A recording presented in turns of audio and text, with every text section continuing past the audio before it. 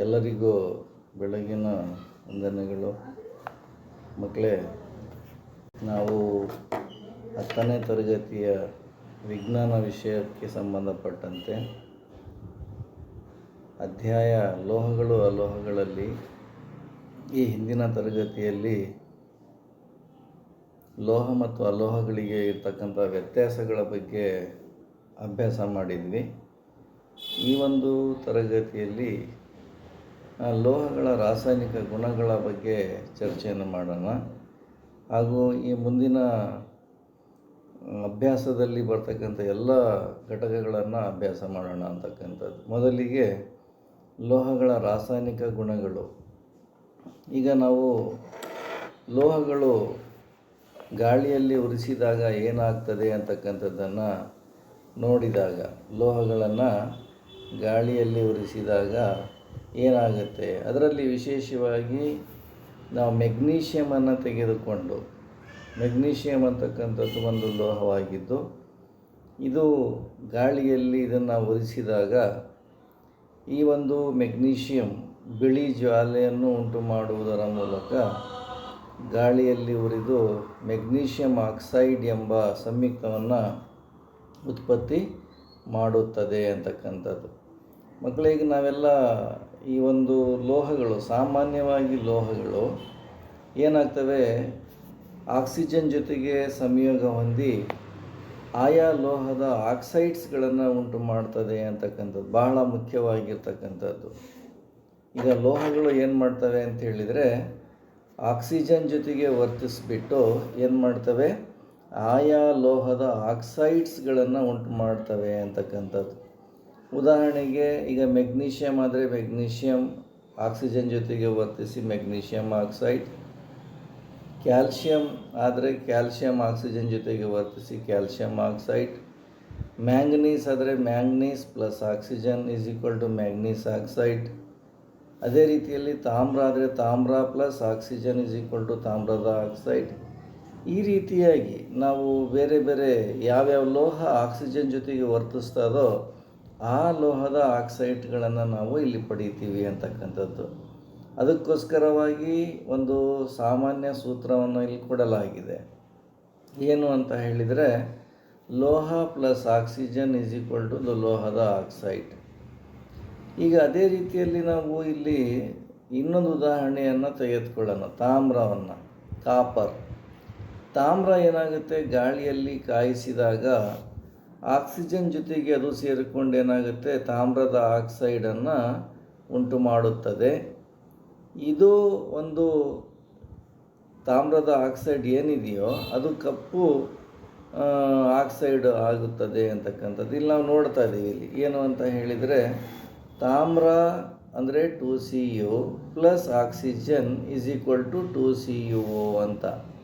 ಅಂದರೆ ತಾಮ್ರದ ಅಣುಸೂತ್ರ Cu, ನಾವಿಲ್ಲಿ 2Cu ಅಂತ ತಗೊಂಡಿದ್ದೀವಿ, plus oxygen is equal to O2 is equal to ಏನಾಗಿದೆ, 2CuO, ತಾಮ್ರದ ಆಕ್ಸೈಡ್ ಆಗಿದೆ. ಅದೇ ರೀತಿಯಲ್ಲಿ ನಾವು ತಾಮ್ರವನ್ನು ಹೊರತುಪಡಿಸಿ ಅಲ್ಯೂಮಿನಿಯಮನ್ನು ತೆಗೆದುಕೊಂಡ್ರೆ, ಅಲ್ಯೂಮಿನಿಯಮನ್ನು ತೆಗೆದುಕೊಂಡಾಗ ಏನಾಗುತ್ತೆ, 4Al plus 3O2 is equal to 2Al2O3.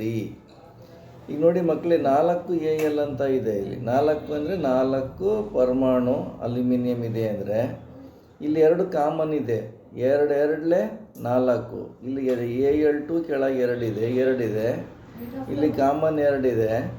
ಹಾಗಾಗಿ ಏನಾಗಿದೆ ಅಂದರೆ ಅಲ್ಯೂಮಿನಿಯಂನ ಒಂದು ಪರಮಾಣುಗಳ ಸಂಖ್ಯೆ ಉತ್ಪನ್ನದಲ್ಲಿ ಎಷ್ಟಿದೆ ಅಂದರೆ 4, 2 2 4. ಆಕ್ಸಿಜನ್ ಎಷ್ಟಿದೆ ಇಲ್ಲಿ ಪ್ರತಿವರ್ತಕಗಳಲ್ಲಿ, 3 2 6. ಇಲ್ಲಿ 2 ಕಾಮನ್ ಇದೆ, ಇಲ್ಲಿ O3 ಅಂತ ಇದೆ. O3 ಅಂತಿದ್ರೆ ಇಲ್ಲಿ 2 ಕಾಮನ್, 2 3 6. ಈ ರೀತಿಯಾಗಿ ಏನಾಗುತ್ತೆ, ಅಲ್ಯೂಮಿನಿಯಂ ಆಕ್ಸಿಜನ್ ಜೊತೆಗೆ ವರ್ತಿಸಿ ಏನು ಮಾಡ್ತದೆ, ಅಲ್ಯೂಮಿನಿಯಂ ಆಕ್ಸೈಡನ್ನು ಉತ್ಪತ್ತಿ ಮಾಡುತ್ತದೆ ಅಂತಕ್ಕಂಥದ್ದು. ಈಗ ನಮಗೆಲ್ಲ ಗೊತ್ತಿದೆ ಏನು ಅಂತ ಹೇಳಿದರೆ, ಈ ಒಂದು ಉಭಯಧರ್ಮಿ ಆಮ್ಲಗಳು ಅಂತ ಹೇಳಿದರೆ ಏನು, ಪರೀಕ್ಷೆಯಲ್ಲಿ ಕೇಳ್ತಾರೆ, ಏನು ಉಭಯಧರ್ಮಿ ಆಮ್ಲ ಅಂತ ಹೇಳಿದರೆ ಏನು ಅಂತ. ಉಭಯಧರ್ಮಿ ಆಮ್ಲ ಆಕ್ಸೈಡ್ಸ್ಗಳು, ಸರಿ, ಉಭಯಧರ್ಮಿ ಆಕ್ಸೈಡ್ಸ್ಗಳು ಅಂತ ಹೇಳಿದರೆ ಏನು. ಉಭಯಧರ್ಮಿ ಅಂತ ಹೇಳಿದ್ರೇನು? ಎರಡು ಕಡೆ ಅಂತ ಹೇಳ್ಬಿಟ್ಟು. ಈಗ ಸಾಮಾನ್ಯವಾಗಿ ಲೋಹದ ಆಕ್ಸೈಡ್ಸ್ಗಳು ಆಮ್ಲ ಮತ್ತು ಪ್ರತ್ಯಾಮ್ಲಗಳೆರಡರ ಜೊತೆಗೂ ಏನಾಗುತ್ತೆ ವರ್ತಿಸ್ಬಿಟ್ಟು ಲವಣ ಮತ್ತು ನೀರನ್ನು ಉತ್ಪತ್ತಿ ಮಾಡುತ್ತವೆ. ಈಗ ಇನ್ನೊಂದ್ಸರಿ ಹೇಳ್ತೀನಿ. ಲೋಹದ ಆಕ್ಸೈಡ್ಸ್ಗಳು ಆಮ್ಲ ಮತ್ತು ಪ್ರತ್ಯಾಮ್ಲಗಳೆರಡರ ಜೊತೆಗೆ ಪ್ರತಿವರ್ತಿಸಿದಾಗ ಲವಣ ಮತ್ತು ನೀರನ್ನು ಉತ್ಪತ್ತಿ ಮಾಡುತ್ತವೆ. ಇಂತಹ ಒಂದು ಇದಕ್ಕೆ ಯಾವ ಕ್ರಿಯೆಗೆ ನಾವು ಇಂಥವು ಆಕ್ಸೈಡ್ಸ್ಗಳಿಗೆ ನಾವು ಉಭಯಧರ್ಮಿ ಆಕ್ಸೈಡ್ಸ್ಗಳು ಅಂತ ಕರಿತೀವಿ. ಈಗ ನಾವು ಸಾಮಾನ್ಯವಾಗಿ ನಾವಿಲ್ಲಿ ನೋಡ್ತಾ ಇದ್ದೀವಿ. ಯಾವುದಪ್ಪ ಅಂತ ಹೇಳಿದರೆ ಉಭಯಧರ್ಮಿ ಆಕ್ಸೈಡ್ಸ್ಗಳಿಗೆ ನಾನು ಹೇಳಿದೆ, ಒಂದು ಯಾವುದು ಲೋಹದ ಆಕ್ಸೈಡ್ ಆಮ್ಲದ ಜೊತೆಗೆ ಸೇರ್ಕೋಬೇಕು. ಇಲ್ಲಿ ನೋಡಿ, ಉದಾಹರಣೆಗೆ ಇಲ್ಲಿ ತೋರಿಸ್ತಾ ಇದ್ದೀವಿ ನಾವಿಲ್ಲಿ. ಯಾವುದು ಅಲ್ಯೂಮಿನಿಯಂ ಆಕ್ಸೈಡ್ ಇದೆ, ಇದು ಅಲ್ಯೂಮಿನಿಯಂ ಆಕ್ಸೈಡ್ ಇದೆ, ಒಂದು ಲೋಹದ ಆಕ್ಸೈಡ್. ಇಲ್ಲಿ 6HCl ಅಂತ ಇದೆ ನೋಡಿ, ಅದು ಏನದು ಆಮ್ಲ. ಅದು ಅಂದರೆ ಒಂದು ಲೋಹದ ಆಕ್ಸೈಡ್ ಆಮ್ಲದ ಜೊತೆಗೆ ವರ್ತಿಸಿ ಏನಾಗ್ತಾ ಇದೆ ಇಲ್ಲಿ, ಆ ಒಂದು ಅಲ್ಯೂಮಿನಿಯಂ ಕ್ಲೋರೈಡ್ ಮತ್ತು ನೀರನ್ನು ಉತ್ಪತ್ತಿ ಮಾಡ್ತದೆ. ನೋಡಿ, A2Al2Cl3 ಇದೆಯಲ್ಲ, ಇದು ಅಲ್ಯೂಮಿನಿಯಂ ಕ್ಲೋರೈಡ್. ಇಲ್ಲಿ 3H2O ಅಂತ ಇದೆಯಲ್ಲ, ಅದು ನೀರು. ಈಗ ನಮಗೇನು ಗೊತ್ತಾಯಿತು? ಮೊದಲನೇದಾಗಿ ನಾನು ಹೇಳಿದೆ, ಲೋಹದ ಆಕ್ಸೈಡ್ಸ್ಗಳು ಆಮ್ಲ ಮತ್ತು ಪ್ರತ್ಯಾಮ್ಲಗಳೆರಡರ ಜೊತೆಗೆ ಪ್ರತಿವರ್ತಿಸಿದಾಗ ಏನು ಮಾಡ್ತದೆ? ಲವಣ ಅಂತಕ್ಕಂಥದ್ದು. ಲವಣ ಯಾವುದಿಲ್ಲಿ? ಅಲ್ಯೂಮಿನಿಯಂ ಕ್ಲೋರೈಡ್ ಲವಣ. ಆಮೇಲೆ ನೀರು ಅಂತ ಇದೆ ನೋಡಿ, ಅದನ್ನು ಇಲ್ಲಿ 3H2O ಅಂತ ಇದೆ, ಅದು ನೀರು ಉಂಟು ಮಾಡಿದೆ. ಅದರ ಜೊತೆಗೆ ನಾವು ಇನ್ನೊಂದು ಹೇಳಿದ್ವಿ. ನಾವು ಏನು ಹೇಳಿದ್ವಿ? ಲೋಹದ ಆಕ್ಸೈಡ್ಸ್ಗಳು ಪ್ರತ್ಯಾಮ್ಲಗಳ ಜೊತೆಗೆ ವರ್ತಿಸಿದಾಗ ಅಂತ ಹೇಳಿದ್ವಿ. ಇಲ್ಲಿ ಪ್ರತ್ಯಾಮ್ಲ ಅಂತ ತೋರಿಸಿದ್ವಿ ನೋಡ್ರಿ. ಇಲ್ಲಿ ಲೋಹದ ಆಕ್ಸೈಡ್ಸ್ ಇಲ್ಲಿದೆ. ಇಲ್ಲಿ ಲೋಹದ ಆಕ್ಸೈಡ್, ಇದು ಲೋಹದ ಆಕ್ಸೈಡ್, ಇದು ಪ್ರತ್ಯಾಮ್ಲ ಸೋಡಿಯಂ ಹೈಡ್ರಾಕ್ಸೈಡ್. ಏನಾಯ್ತಲ್ಲಿ? ಒಂದು ಲವಣ. ಅಂದರೆ ಲವಣ ಯಾವುದಲ್ಲಿ? ಸೋಡಿಯಂ ಅಲ್ಯೂಮಿನೇಟ್ ಮತ್ತು ನೀರನ್ನು ಉತ್ಪತ್ತಿ ಮಾಡಿದೆ. ಈ ಒಂದು ಇದರಲ್ಲಿ ನಾವು ಮೊದಲನೇ ಸಮೀಕರಣದಲ್ಲಿ ಏನು ನೋಡಿದ್ವಿ?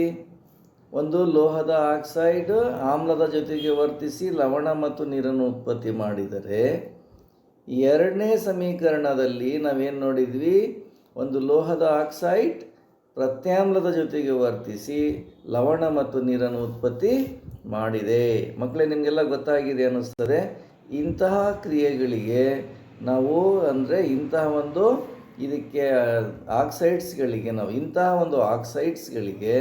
ನಾವು ಉಭಯಧರ್ಮಿ ಆಕ್ಸೈಡ್ಸ್ಗಳು ಅಂತೇಳ್ಬಿಟ್ಟು ಕರಿತೀವಿ. ಈಗ ನಾವು ಹೆಚ್ಚಿನ ಲೋಹಗಳು, ಈಗ ಲೋಹಗಳು ತುಂಬ ಇದ್ದಾವೆ, ನಾವು ಬೇಕಾದಷ್ಟು ಲೋಹಗಳಿದ್ದಾವೆ. ಎಲ್ಲ ಲೋಹಗಳು ನೀರಿನಲ್ಲಿ ಕರಗೋದಿಲ್ಲ ಅಂತಕ್ಕಂಥದ್ದು ಇದು ಬಹಳ ಪ್ರಮುಖವಾಗಿರ್ತಕ್ಕಂಥ ಅಂಶ. ಎಲ್ಲ ಲೋಹಗಳು ಹೆಚ್ಚಿನ ಲೋಹಗಳು ಏನಿದಾವೋ ಅವು ನೀರಿನಲ್ಲಿ ಕರಗಲ್ಲ. ನೋಡಿ, ಹೆಚ್ಚಿನ ಲೋಹದ ಆಕ್ಸೈಡ್ಸ್ಗಳು ನೀರಿನಲ್ಲಿ ಕರಗೋದಿಲ್ಲ. ನಾವಲ್ಲಿ ಮೇಲೆ ಹೇಳಿದ್ವಿ, ಲೋಹದ ಆಕ್ಸೈಡ್ ಅಲ್ಯೂಮಿನಿಯಂ ಆಕ್ಸೈಡ್ ಏನಾಯಿತು? ಅದು ಹೈಡ್ರೋಕ್ಲೋರಿಕ್ ಆಮ್ಲದ ಜೊತೆಗೆ ವರ್ತಿಸಿದೆ. ಜೊತೆಗೆ ಅಲ್ಯೂಮಿನಿಯಂ ಆಕ್ಸೈಡ್ ಯಾವುದ್ರ ಜೊತೆಗೆ ವರ್ತಿಸಿದೆ? ಸೋಡಿಯಂ ಹೈಡ್ರಾಕ್ಸೈಡ್ ಒಂದು ಪ್ರತ್ಯಾಮ್ಲದ ಜೊತೆಗೆ ವರ್ತಿಸಿದೆ. ಈ ರೀತಿಯಾಗಿ ಇನ್ನೂ ಇತರೆ ಲೋಹದ ಆಕ್ಸೈಡ್ಸ್ಗಳು ಸಾಮಾನ್ಯವಾಗಿ ನೀರಿನಲ್ಲಿ ಅವು ಕರಗೋದಿಲ್ಲ ಅಂತಕ್ಕಂಥದ್ದು. ಆದರೆ ಕೆಲವು ಲೋಹಗಳು ಏನಾಗ್ತವೆ ಅಂತ ಹೇಳಿದರೆ ನೀರಿನಲ್ಲಿ ಕರಗ್ತವೆ. ಯಾವ ಲೋಹಗಳು ಅಂದರೆ ಲೋಹದ ಆಕ್ಸೈಡ್ಸ್ಗಳು ಇದರಲ್ಲಿ ನೀರಿನಲ್ಲಿ ಕರಗ್ತಾವೋ ಅವುಗಳನ್ನು ನಾವು ಆಲ್ಕಲಿಗಳು ಅಂತ ಕರಿತೀವಿ, ಅಥವಾ ಕ್ಷಾರಗಳು ಅಂತ ಹೇಳ್ಬಿಟ್ಟು ಕರಿತೀವಿ. ಈಗ ನಾವು ಉದಾಹರಣೆಗೆ ನಾವು ಇಲ್ಲಿ ತೆಗೆದುಕೊಂಡಾಗ ಇಲ್ಲಿ ಸೋಡಿಯಂ ಆಕ್ಸೈಡ್ ಅಂತಕ್ಕಂಥದ್ದು ಇದೆ, Na2O. ನೀರಿನ ಜೊತೆಗೆ ವರ್ತಿಸ್ಬಿಟ್ಟು ಏನಾಗುತ್ತೆ? ಸೋಡಿಯಂ ಹೈಡ್ರಾಕ್ಸೈಡನ್ನು ಉತ್ಪತ್ತಿ ಮಾಡುತ್ತದೆ. ಅದೇ ರೀತಿಯಲ್ಲಿ ಪೊಟ್ಯಾಷಿಯಂ ಆಕ್ಸೈಡ್ K2O ನೀರಿನ ಜೊತೆಗೆ ವರ್ತಿಸಿ ಪೊಟ್ಯಾಷಿಯಂ ಹೈಡ್ರಾಕ್ಸೈಡ್ ಎಂಬ ಸಂಯುಕ್ತವನ್ನು ಉಂಟು ಮಾಡ್ತಾ ಇದೆ ಅಂತಕ್ಕಂಥದ್ದು. ಇಲ್ಲಿ ಮಕ್ಕಳೇ ನಾವೇನು ನೋಡ್ತಾ ಇದ್ದೀವಿ ಅಂತ ಹೇಳಿದರೆ, ಸೋಡಿಯಂ ಆಕ್ಸೈಡ್ ಮತ್ತು ಪೊಟ್ಯಾಷಿಯಂ ಆಕ್ಸೈಡ್ಸ್ಗಳು ಇವುಗಳು ಏನಾಗ್ತಾ ಇದ್ದಾವೆ? ನೀರಿನಲ್ಲಿ ಕರಗಿಬಿಟ್ಟು ಏನನ್ನು ಉಂಟು ಮಾಡ್ತಾ ಇದ್ದಾವೆ? ಆಯಾ ಒಂದು ಹೈಡ್ರಾಕ್ಸೈಡ್ಸ್ಗಳನ್ನು, ಅಂದರೆ ಸೋಡಿಯಂ ಹೈಡ್ರಾಕ್ಸೈಡ್ ಮತ್ತು ಪೊಟ್ಯಾಷಿಯಂ ಹೈಡ್ರಾಕ್ಸೈಡ್ಸ್ಗಳನ್ನು ಏನು ಮಾಡ್ತದೆ, ಉಂಟು ಮಾಡ್ತದೆ. ಇವುಗಳನ್ನು ನಾವು ಏನಂತ ಕರಿತೀವಿ, ಕ್ಷಾರಗಳು ಅಥವಾ ಆಲ್ಕಲಿಗಳು ಅಂತೇಳ್ಬಿಟ್ಟು ನಾವಿಲ್ಲಿ ಕರಿತೀವಿ ಅಂತಕ್ಕಂಥದ್ದು. ಮಕ್ಕಳೇ, ಈಗ ನಾವು ಎಲ್ಲ ಲೋಹಗಳು ಏನಾಗಿದ್ದಾವೆ ಅಂತ ಹೇಳಿದರೆ ಒಂದೇ ರೀತಿಯಾಗಿ ಆಕ್ಸಿಜನ್ ಜೊತೆಗೆ ಅವು ವರ್ತಿಸುವುದಿಲ್ಲ. ಇದು ಗಮನದಲ್ಲಿಟ್ಕೋಬೇಕು. ಎಲ್ಲ ಲೋಹಗಳು ಒಂದೇ ರೀತಿಯಾಗಿ ಆಕ್ಸಿಜನ್ ಜೊತೆಗೆ ವರ್ತಿಸುವುದಿಲ್ಲ. ಆದರೆ ಬೇರೆ ಬೇರೆ ಲೋಹಗಳು ಬೇರೆ ಬೇರೆ ರೀತಿಯಾಗಿ ಏನಾಗುತ್ತೆ, ಆಕ್ಸಿಜನ್ ಜೊತೆಗೆ ಪ್ರತಿವರ್ತಿಸ್ತವೆ ಅಂತಕ್ಕಂಥದ್ದು. ಬೇರೆ ಬೇರೆ ಲೋಹಗಳು ಅವುಗಳಿಗೆ ಬೇಕಾದಂಥ ಒಂದು ತಾಪಮಾನ, ಅದಕ್ಕೆ ಬೇಕಾದಂಥ ಒಂದು ಸನ್ನಿವೇಶ, ಅದಕ್ಕೆ ಒಂದು ತಾಪಮಾನ ಕಡಿಮೆದಲ್ಲೂ ಕೆಲವು ವರ್ತಿಸ್ತವೆ, ಕೆಲವು ಹಬೆಯ ರೂಪದಲ್ಲಿ ವರ್ತಿಸ್ತವೆ. ಈ ರೀತಿಯಾಗಿ ಬೇರೆ ಬೇರೆ ಲೋಹಗಳು ಬೇರೆ ಬೇರೆ ರೀತಿಯಾಗಿ ವಾತಾವರಣದಲ್ಲಿರ್ತಕ್ಕಂತಹ ಆಕ್ಸಿಜನ್ ಜೊತೆಗೆ ವರ್ತಿಸ್ತವೆ ಅಂತಕ್ಕಂಥದ್ದು. ಈಗ ನಾವೊಂದು ಉದಾಹರಣೆಯನ್ನು ನಾವು ತೆಗೆದುಕೊಳ್ಳೋಣ. ಆವರ್ತ ಕೋಷ್ಟಕದ ಎಸ್ ಬ್ಲಾಕ್ನಲ್ಲಿರ್ತಕ್ಕಂಥ 2 ಧಾತುಗಳನ್ನು, ಲೋಹಗಳನ್ನು, ಒಂದು ಸೋಡಿಯಂ ಅಂದರೆ Na ಮತ್ತು ಪೊಟ್ಯಾಷಿಯಂ. ಇವೆರಡೂ ಲೋಹಗಳು ತುಂಬ ಕ್ರಿಯಾಪಟುತ್ವ ಲೋಹಗಳಾಗಿರುವುದರಿಂದ ಈ 2 ಲೋಹಗಳನ್ನು ನಾವು ಗಾಳಿಯಲ್ಲಿ ತೆರೆದಿಟ್ಟಾಗ ಬಹಳ ಕ್ಷಿಪ್ರವಾಗಿ ವರ್ತಿಸಿ ಏನು ಮಾಡ್ತವೆ ಅಂತ ಹೇಳಿದರೆ ವರ್ತಿಸ್ಬಿಟ್ಟು ಬೆಂಕಿಯನ್ನು ಏನು ಮಾಡ್ತವೆ, ಉಂಟು ಮಾಡ್ತವೆ ಅಂತಕ್ಕಂಥದ್ದು. ಈಗ ನಾವು ಗಾಳಿಯಲ್ಲಿ ತೆರೆದಿಟ್ಟಾಗ ಆಯಾ ಲೋಹದ ಆಕ್ಸೈಡ್ಸ್ಗಳನ್ನು ಉಂಟು ಮಾಡ್ತಾರೆ. ಸೋಡಿಯಂ ಆಕ್ಸೈಡನ್ನು, ಪೊಟ್ಯಾಷಿಯಂ ಆಕ್ಸೈಡನ್ನು, ಈ 2 ಲೋಹಗಳನ್ನು ನೀರಿನಲ್ಲಿ ನಾವು ಏನಾದರೂ ಹಾಕಿದಾಗ ಆ ನೀರಿನಲ್ಲಿ ಏನಾಗುತ್ತೆ, ಬಹಳ ವೇಗವಾಗಿ ಏನಾಗುತ್ತೆ, ನೀರಿನ ಮೇಲ್ಮೈ ಮೇಲೆ ಸುತ್ತುವುದರ ಮೂಲಕ ಬೆಂಕಿಯನ್ನು ಉಂಟು ಮಾಡ್ತವೆ ಅಂದರೆ ಇದೇನು ಸೂಚಿಸ್ತದೆ ಅಂತ ಹೇಳಿದರೆ ಈ ಲೋಹಗಳು ತುಂಬ ಕ್ರಿಯಾಪಟುತ್ವ ಗುಣಗಳನ್ನು ಹೊಂದಿದ್ದಾವೆ ಅಂತಕ್ಕಂಥದ್ದನ್ನು ತೋರಿಸ್ತಾ ಇದ್ದಾವೆ. ಹಾಗಾಗಿ ಮಕ್ಕಳ ಇವೆರಡೂ ಲೋಹಗಳನ್ನು, ಅದು ಲೋಹ ಅಂದರೆ ಸೋಡಿಯಂ ಮತ್ತು ಪೊಟ್ಯಾಷಿಯಂ ಲೋಹಗಳನ್ನು ಎದರಲ್ಲಿ ಶೇಖರಿಸಿಟ್ಟಿರ್ತಾರೆ ಅಂತ ಹೇಳಿದರೆ ಸೀಮೆ ಎಣ್ಣೆಯಲ್ಲಿ ಸಾಮಾನ್ಯವಾಗಿ ಶೇಖರಿಸಿ ಇಟ್ಟಿರುತ್ತಾರೆ. ಈಗ ಸಾಮಾನ್ಯ ಉಷ್ಣತೆ ಅಂತ ಹೇಳಿದರೆ ಏನು? ಈಗ ಕೊಠಡಿಯ ಸಾಮಾನ್ಯ ಉಷ್ಣತೆ 25 ಡಿಗ್ರಿ ಸೆಲ್ಸಿಯಸ್, 26, 27 ಇರ್ತದೆ. ಇದಕ್ಕೆ ನಾವು ಸಾಮಾನ್ಯ ಉಷ್ಣತೆ ಅಂತ ಕರಿತೀವಿ. ಇಂತಹ ಸಾಮಾನ್ಯ ಉಷ್ಣತೆಗಳಲ್ಲಿ ಏನಾಗುತ್ತೆ, ಕೆಲವು ಲೋಹಗಳು ಅಂದರೆ ಮೆಗ್ನೀಷಿಯಂ, ಅಲ್ಯೂಮಿನಿಯಂ, ಸತು, ಸೀಸ ಇತ್ಯಾದಿ ಲೋಹಗಳು ಏನು ಮಾಡ್ತವೆ ಅಂತ ಹೇಳಿದರೆ ಆಕ್ಸಿಜನ್ ಜೊತೆಗೆ ವರ್ತಿಸ್ಬಿಟ್ಟು ಏನು ಮಾಡ್ತವೆ, ಆಯಾ ಲೋಹದ ಆಕ್ಸೈಡ್ಸ್ಗಳನ್ನು ಉಂಟು ಮಾಡಿ ಆ ಲೋಹಗಳ ಹೊರ ಏನು ಪದರ ಇರ್ತದೋ ಅಲ್ಲಿ ಏನಾಗ್ತದೆ ಅಂಥೇಳಿದರೆ ಆಕ್ಸೈಡಿನ ಪದರವನ್ನು ಏನು ಮಾಡ್ತವೆ, ಉಂಟು ಮಾಡುತ್ತವೆ ಅಂತಕ್ಕಂಥದ್ದು. ಅಂದರೆ ಮೆಗ್ನೀಷಿಯಂ ಆಕ್ಸೈಡ್ ಪದರವನ್ನು, ಅಲ್ಯೂಮಿನಿಯಂ ಆಕ್ಸೈಡಿನ ಪದರವನ್ನು, ಸತುವಿನ ಆಕ್ಸೈಡನ್ನು, ಅದೇ ರೀತಿ ಸೀಸದ ಆಕ್ಸೈಡನ್ನು ಉಂಟು ಮಾಡುವುದರಿಂದ ಆ ಲೋಹದ ಹೊರ ಮೇಲ್ಮೈ ಮೇಲೆ ಏನಾಗುತ್ತೆ ಅಂತ ಹೇಳಿದರೆ ತೆಳುವಾದ ಆಕ್ಸೈಡ್ ಪದರ ಉಂಟಾಗಿ ಆ ಒಂದು ಲೋಹಗಳು ತಮ್ಮ ಒಂದು ಹೊಳಪನ್ನು ಏನು ಮಾಡ್ತವೆ, ಕಳ್ಕೊಳ್ತವೆ ಅಂತಕ್ಕಂಥದ್ದು. ಈ ಒಂದು ರಕ್ಷಣಾತ್ಮಕ ಆಕ್ಸೈಡ್ ಪದರ ಏನು ಮಾಡ್ತದೆ, ಲೋಹವು ಇನ್ನಷ್ಟು ಉತ್ಕರ್ಷಣ ಹೊಂದುವುದನ್ನು ಏನು ಮಾಡ್ತದೆ, ತಡೆಗಟ್ಟುತ್ತದೆ ಅಂತಕ್ಕಂಥದ್ದು. ಈಗ ನಾವು ಅದೇ ರೀತಿಯಾಗಿ ತಾಮ್ರ ಏನಾಗುತ್ತೆ ಅಂತೇಳಿದರೆ ಅದು ಉರಿಯೋದಿಲ್ಲ. ತಾಮ್ರ ವಾತಾವರಣದಲ್ಲಿ ಅದು ಉರಿಯೋದಿಲ್ಲ. ಆದರೆ ಆ ತಾಮ್ರವನ್ನು ಬಿಸಿಯಾದ ಲೋಹದ ಮೇಲ್ಮೈಗೆ ಒಳಪಡಿಸಿದಾಗ ಏನಾಗುತ್ತೆ, ಅದು ರಾಸಾಯನಿಕ ಕ್ರಿಯೆಯನ್ನು ಉಂಟು ಮಾಡಿ ಕಪ್ಪನೆಯ ತಾಮ್ರದ ಆಕ್ಸೈಡ್ ಪದರವಾಗಿ ಏನಾಗುತ್ತೆ, ಲೇಪನಗೊಳ್ಳುತ್ತದೆ ಅಂತಕ್ಕಂಥದ್ದು. ಮಕ್ಕಳ, ಈಗ ನಮಗೆ ಗೊತ್ತಾಗ್ತಾ ಇದೆ, ನಾನು ಆವಾಗಲೇ ಹೇಳಿದೆ, ಬೇರೆ ಬೇರೆ ಲೋಹಗಳು ಬೇರೆ ಬೇರೆ ರೀತಿಯಾಗಿ ಆಕ್ಸಿಜನ್ ಜೊತೆಗೆ ಪ್ರತಿವರ್ತಿಸ್ತವೆ ಅಂತಕ್ಕಂಥದ್ದು. ಆದರೆ ಒಂದು ವಿಶೇಷತೆ ಏನಪ್ಪ ಇಲ್ಲಿ ಅಂತ ಹೇಳಿದರೆ, ಬೆಳ್ಳಿ ಮತ್ತು ಚಿನ್ನ ಅಂತ ಇದೆ ನೋಡಿ. ಅಂದರೆ ಬೆಳ್ಳಿ ಅಂದರೆ ಏನು, Au, ಬಂಗಾರ ಅಂತ ಹೇಳ್ತೀವಿ ನಾವು, ಬೆಳ್ಳಿ ಅಂತ ಹೇಳಿದರೆ Ag, ಮತ್ತು ಚಿನ್ನ ಅಂತ ಹೇಳಿದರೆ ಗೋಲ್ಡ್, Au. ಅಂದರೆ ಈ ಬೆಳ್ಳಿ, Ag ಮತ್ತು ಚಿನ್ನ, Auಗಳು ಹೆಚ್ಚಿನ ಉಷ್ಣತೆಯಲ್ಲೂ ಕೂಡ ಆಕ್ಸಿಜನ್ ಜೊತೆಗೆ ಅವುಗಳು ವರ್ತಿಸುವುದಿಲ್ಲ ಅಂತಕ್ಕಂಥದ್ದು. ಇದು ನಮಗೆ ಬಹಳ ಇಂಪಾರ್ಟೆಂಟ್, ಪರೀಕ್ಷೆಯಲ್ಲಿ ಕೇಳ್ಬೋದು. ಹೆಚ್ಚಿನ ಉಷ್ಣತೆಯಲ್ಲೂ ವರ್ತಿಸದೇ ಇರತಕ್ಕಂಥ ಎರಡು ಲೋಹಗಳನ್ನು ಹೆಸರಿಸಿ ಅಂತ ಕೇಳಿದರೆ ಬೆಳ್ಳಿ ಮತ್ತು ಚಿನ್ನ ಅಂತಕ್ಕಂಥದ್ದನ್ನು ನಾವಿಲ್ಲಿ ಬರೆಯಬೇಕಾಗ್ತದೆ.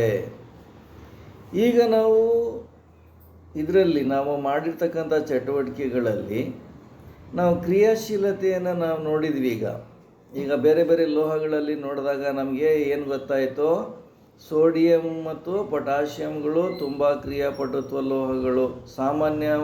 ಸಾಮಾನ್ಯವಾಗಿ ನಾವು ಈ ಲೋಹಗಳನ್ನು ಗಾಳಿಗೆ ತೆರೆದಿಟ್ರೆ ಏನಾಗುತ್ತೆ, ಅವು ಗಾಳಿಯಲ್ಲಿರ್ತಕ್ಕಂಥ ಆಕ್ಸಿಜನ್ ಜೊತೆಗೆ ವರ್ತಿಸಿ ಆಯಾ ಲೋಹದ ಆಕ್ಸೈಡ್ಸ್ಗಳನ್ನು ಉಂಟು ಮಾಡ್ತದೆ ಅಂತಕ್ಕಂಥದ್ದನ್ನು. ಈಗ ಮಕ್ಕಳೇ, ನಾವೀಗ ಮುಂದಿನ ಒಂದು ಹಂತದಲ್ಲಿ ಏನು ನೋಡೋಣ ಅಂತ ಹೇಳಿದರೆ, ಈಗ ನಾವು ಯಾವುದು ಅಂತ ಹೇಳಿದರೆ ಲೋಹಗಳು ನೀರಿನ ಜೊತೆ ಪ್ರತಿವರ್ತಿಸಿದಾಗ ಏನಾಗ್ತದೆ ಅಂತಕ್ಕಂಥದ್ದು. ಈಗ ನಾವು ಲೋಹಗಳು ನೀರಿನ ಜೊತೆಗೆ ಪ್ರತಿವರ್ತಿಸಿದಾಗ ಏನಾಗ್ತದೆ, ಲೋಹ ಏನಾಗುತ್ತೆ, ಲೋಹಗಳು ನೀರಿನ ಜೊತೆ ಪ್ರತಿವರ್ತಿಸಿದಾಗ ಅಲ್ಲಿ ಸಾಮಾನ್ಯವಾಗಿ ಲೋಹದ ಆಕ್ಸೈಡ್ ಮತ್ತು ಹೈಡ್ರೋಜನ್ ಅನಿಲವನ್ನು ಏನು ಮಾಡ್ತವೆ, ಬಿಡುಗಡೆ ಮಾಡ್ತವೆ. ಲೋಹದ ಆಕ್ಸೈಡ್ ಮತ್ತು ಏನು ಮಾಡ್ತವೆ, ಹೈಡ್ರೋಜನನ್ನು ಬಿಡುಗಡೆ ಮಾಡ್ತವೆ ಯಾವಾಗ ಲೋಹಗಳು ನೀರಿನ ಜೊತೆ ಪ್ರತಿವರ್ತಿಸಿದಾಗ. ಈಗ ನಮಗೆಲ್ಲ ಗೊತ್ತಾಯ್ತು. ಅದಕ್ಕೋಸ್ಕರವಾಗಿ ಸಾಮಾನ್ಯ ಸೂತ್ರ ನಾವು ನೋಡ್ಬೋದು. ಒಂದು ಲೋಹ, ಸಾಮಾನ್ಯವಾಗಿ ಒಂದು ಲೋಹ ಅಂತ ಬರಿತೀವಿ, ಅಲ್ಲಿ ನೀರಿನ ಜೊತೆಗೆ ವರ್ತಿಸಿದಾಗ ಏನಾಗುತ್ತೆ, ಲೋಹದ ಆಕ್ಸೈಡ್ ಆಗುತ್ತೆ, ಅದರ ಜೊತೆಗೆ ಹೈಡ್ರೋಜನ್ ಅನಿಲವನ್ನು ಕೂಡ ಉತ್ಪತ್ತಿ ಮಾಡುತ್ತದೆ. ಈಗ ನಾವು ಒಂದು ಇದನ್ನು ತಗೊಳ್ಳೋಣ, ಯಾವುದಪ್ಪ ಅಂತ ಹೇಳಿದರೆ, ಒಂದು ಲೋಹ ತಗೊಂಡ್ರೆ ಸೋಡಿಯಂ ಅಂತ ತಗೊಳ್ಳೋಣ. ಸೋಡಿಯಂ ಅಂದರೆ 2Na plus 2H2O is equal to 2NaOH plus H2O ಅಂತಕ್ಕಂಥದ್ದು. ಈಗ ನಾವಿಲ್ಲಿ ನೋಡ್ತಾ ಇದ್ದೀವಿ, ಯಾವುದು ಲೋಹ ಅಂತಕ್ಕಂಥದ್ದು ಯಾವುದು ಅಂತೇಳಿದರೆ 2Na. ಈಗ ಸೋಡಿಯಂ ಲೋಹವು ನೀರಿನೊಂದಿಗೆ ವರ್ತಿಸಿ ಸೋಡಿಯಂ ಆಕ್ಸೈಡ್ ಮತ್ತು ಹೈಡ್ರೋಜನನ್ನು ಬಿಡುಗಡೆ ಮಾಡುತ್ತದೆ ಅಂತಕ್ಕಂಥದ್ದು. ಆ ಉತ್ಪತ್ತಿಯಾಗಿರ್ತಕ್ಕಂತಹ ಒಂದು ಲೋಹದ ಆಕ್ಸೈಡ್ ಪುನಃ ನೀರಿನೊಂದಿಗೆ ವರ್ತಿಸ್ಬಿಟ್ಟು ಏನು ಮಾಡ್ತದೆ, ಲೋಹದ ಹೈಡ್ರಾಕ್ಸೈಡನ್ನು ಏನು ಮಾಡ್ತದೆ, ಉತ್ಪತ್ತಿ ಮಾಡುತ್ತದೆ. ನಮಗಿಲ್ಲಿ ಎರಡು ಹಂತಗಳು ನೋಡ್ತಿದ್ದೀವಿ, ಎರಡು ಕ್ರಿಯೆಗಳನ್ನು ನೋಡ್ತಾ ಇದ್ದೀವಿ. ಒಂದನೇ ಸಮೀಕರಣದಲ್ಲಿ ಏನು ಕಾಣ್ತಾ ಇದ್ದೀವಿ ಅಂತ ಹೇಳಿದರೆ, ಏನು ಕಾಣ್ತಾ ಇದ್ದೀವಿ,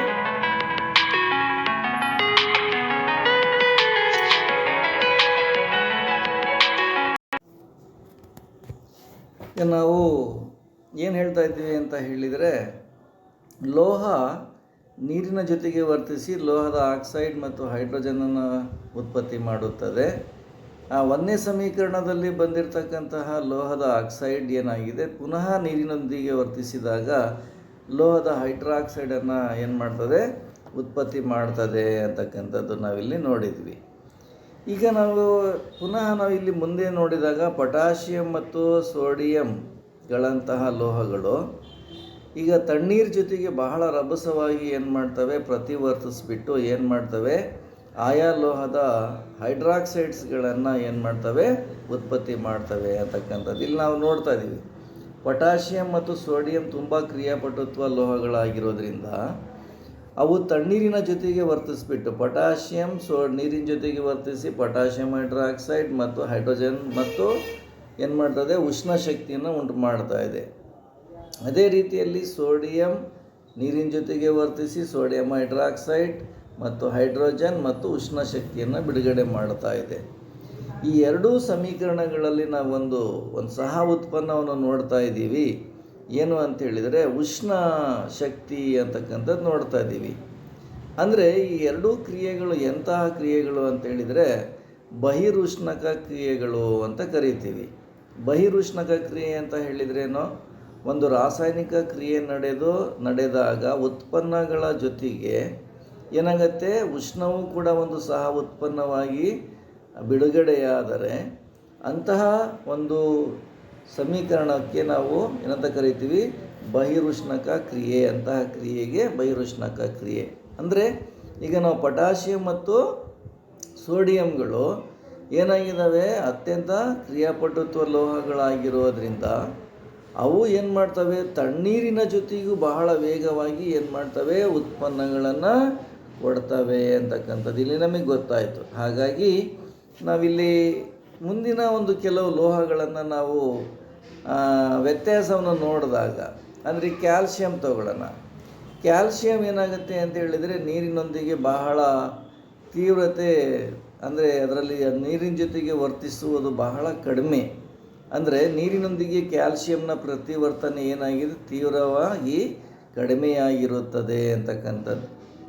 ಮತ್ತು ಇದು ಬಿಡುಗಡೆಯಾಗುವ ಉಷ್ಣವು ಹೈಡ್ರೋಜನ್ ಒತ್ತಿಕೊಳ್ಳಲು ಸಾಕಾಗೋದಿಲ್ಲ ಅಂತಕ್ಕಂಥದ್ದು.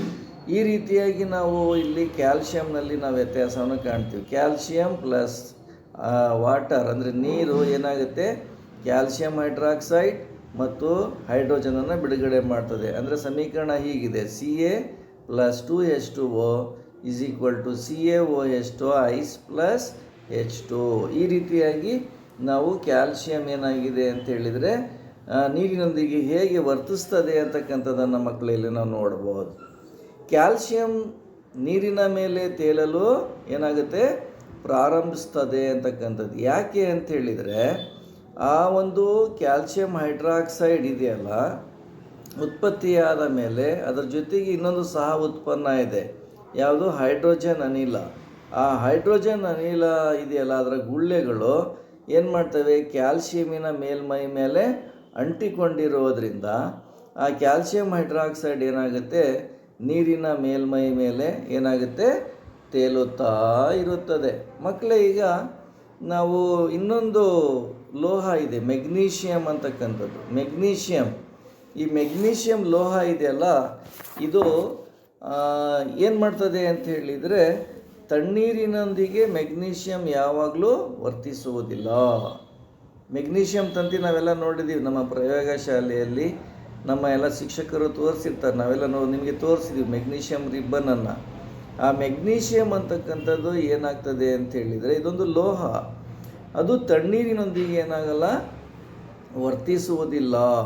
ಆದರೆ ಈ ಒಂದು ಮೆಗ್ನೀಷಿಯಂ ಬಿಸಿ ನೀರಿನೊಂದಿಗೆ ವರ್ತಿಸಿ ಮೆಗ್ನೀಷಿಯಂ ಹೈಡ್ರಾಕ್ಸೈಡ್ ಮತ್ತು ಹೈಡ್ರೋಜನ್ ಅನಿಲವನ್ನು ಏನು ಮಾಡ್ತದೆ, ಬಿಡುಗಡೆ ಮಾಡುತ್ತದೆ ಅಂತಕ್ಕಂಥದ್ದು.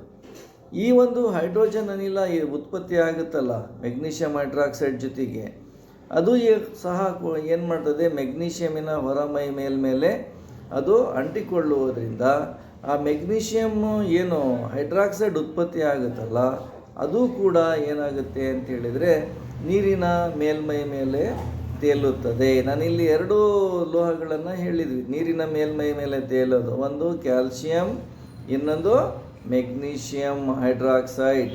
ಒಂದು ಕ್ಯಾಲ್ಶಿಯಂ ಹೈಡ್ರಾಕ್ಸೈಡ್ ಮತ್ತು ಮೆಗ್ನೀಷಿಯಂ ಹೈಡ್ರಾಕ್ಸೈಡ್, ಇವುಗಳ ಜೊತೆಗೆ ಹೈಡ್ರೋಜನ್ ಉತ್ಪತ್ತಿಯಾಗಿರ್ತದಲ್ಲ, ಆ ಹೈಡ್ರೋಜನ್ ಏನು ಮಾಡ್ತದೆ, ಅದರ ಗುಳ್ಳೆಗಳು ಆ ಒಂದು ಲೋಹದ ಆಕ್ಸೈಡ್ಗಳ ಮೇಲೆ, ಕ್ಯಾಲ್ಶಿಯಂ ಹೈಡ್ರಾಕ್ಸೈಡ್ ಮೇಲೆ ಹೈಡ್ರೋಜನ್ ಗುಳ್ಳೆಗಳು ಅಲ್ಲಿ ಏನಾಗ್ತವೆ, ಅವುಗಳು ಲೋಹದ ಮೇಲ್ಮೈ ಮೇಲೆ ಅಂಟಿಕೊಳ್ಳೋದ್ರಿಂದ ಅದು ಅಲ್ಲಿ ತೇಲ್ತದೆ ಕ್ಯಾಲ್ಶಿಯಂ ಹೈಡ್ರಾಕ್ಸೈಡ್.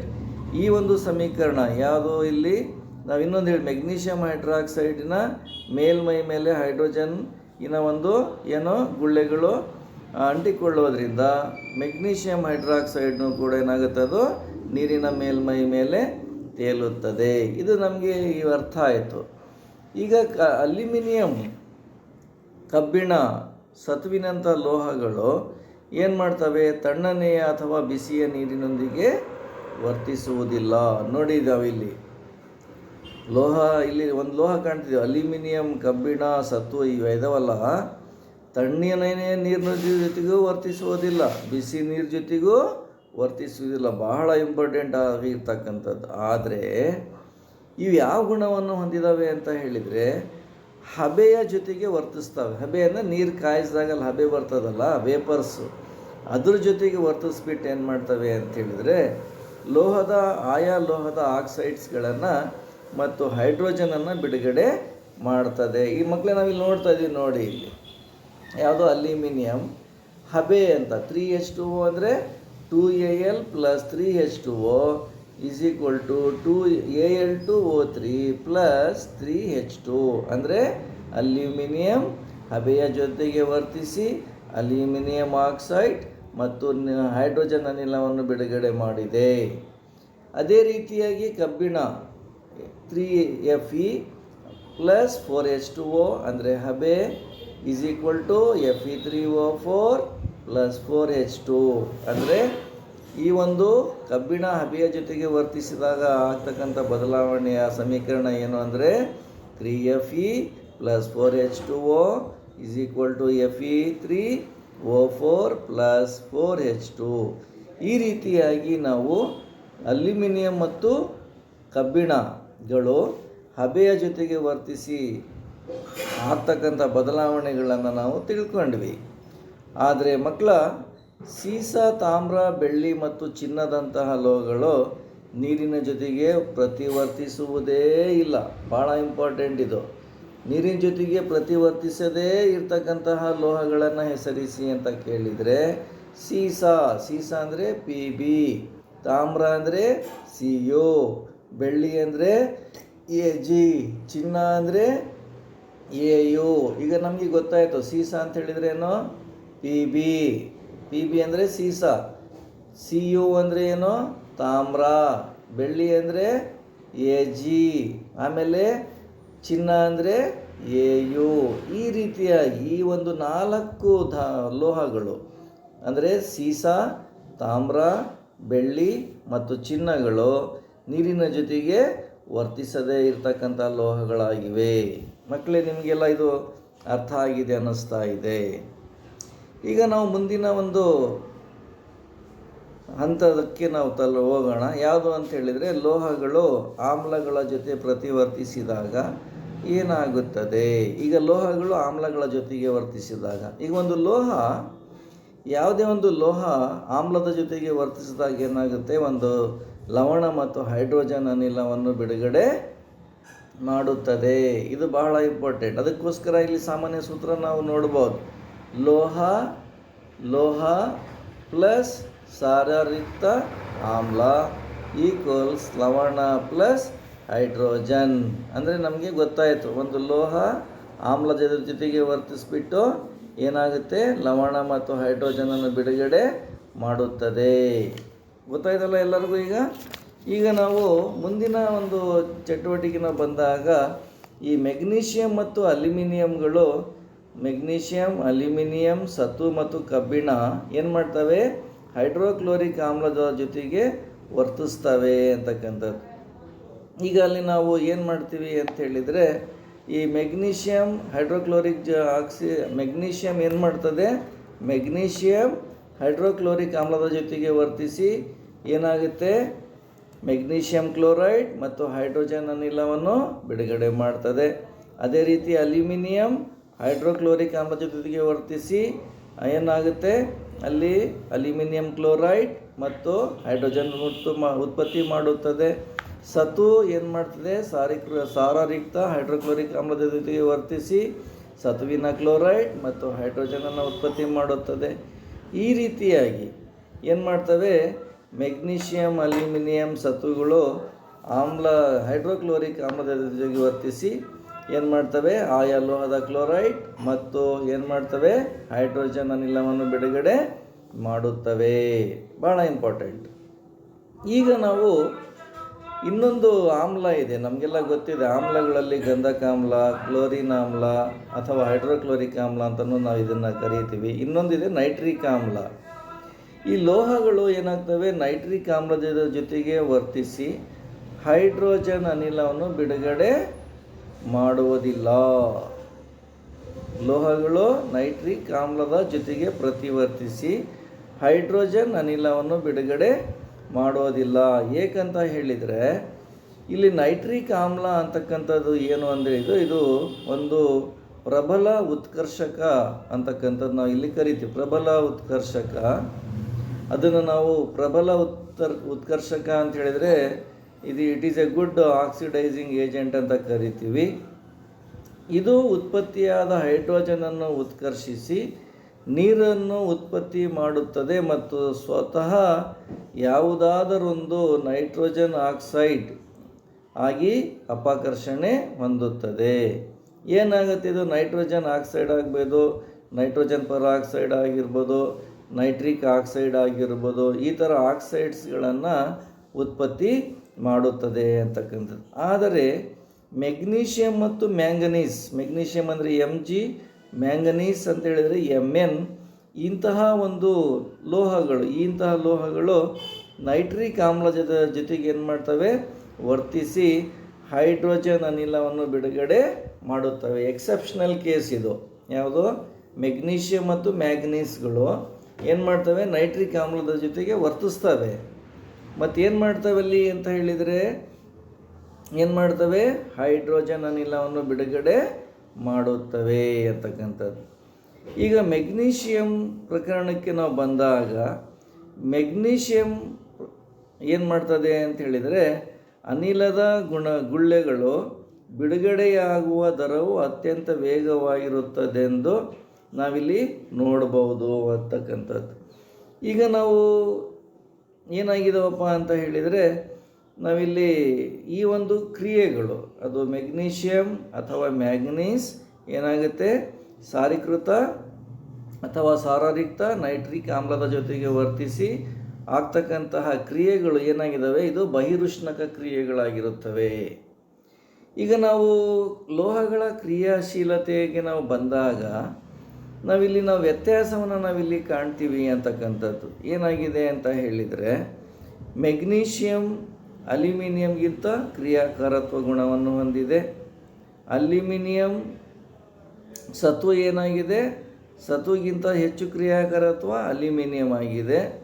ಅಂದರೆ ಅತ್ಯಂತ ಕಡಿಮೆ ಒಂದು ಕ್ರಿಯಾಶೀಲತೆ ಹೊಂದಿರತಕ್ಕಂಥದ್ದು ಯಾವುದು ಅಂದರೆ ಕಬ್ಬಿಣ. ಅದಕ್ಕಿಂತ ಜಾಸ್ತಿ ಕ್ರಿಯಾಕಾರತ್ವವನ್ನು ಹೊಂದಿರತಕ್ಕಂಥದ್ದು ಸತು. ಸತುವಿಗಿಂತ ಹೆಚ್ಚು ಕ್ರಿಯಾಕಾರತ್ವ ಒಂದು ಲೋಹ ಯಾವುದು ಅಂದರೆ ಅಲ್ಯೂಮಿನಿಯಂ. ಅಲ್ಯೂಮಿನಿಯಂಗಿಂತ ಹೆಚ್ಚು ಕ್ರಿಯಾಕಾರತ್ವ ಲೋಹ ಯಾವುದು ಅಂದರೆ ಮೆಗ್ನೀಷಿಯಂ. ಈ ರೀತಿಯಾಗಿ ನಾವು ಏರಿಕೆ ಕ್ರಮದಲ್ಲಿ ಬಂದಾಗ ಮೆಗ್ನೀಷಿಯಂ, ಅಲ್ಯೂಮಿನಿಯಂ, ಸತು ಮತ್ತು ಕಬ್ಬಿಣ. ಕಡಿಮೆ ಕ್ರಿಯಾಕಾರತ್ವದ ಕಡೆಯಿಂದ ಬಂದರೆ ಕಬ್ಬಿಣ, ಸತು, ಅಲ್ಯೂಮಿನಿಯಂ ಮತ್ತು ಮೆಗ್ನೀಷಿಯಂ. ಈ ಒಂದು ನಾವು ರೀತಿಯಾಗಿ ಅದನ್ನು ಜೋಡಿಸ್ಬೋದು ಅಂತಕ್ಕಂಥದ್ದು.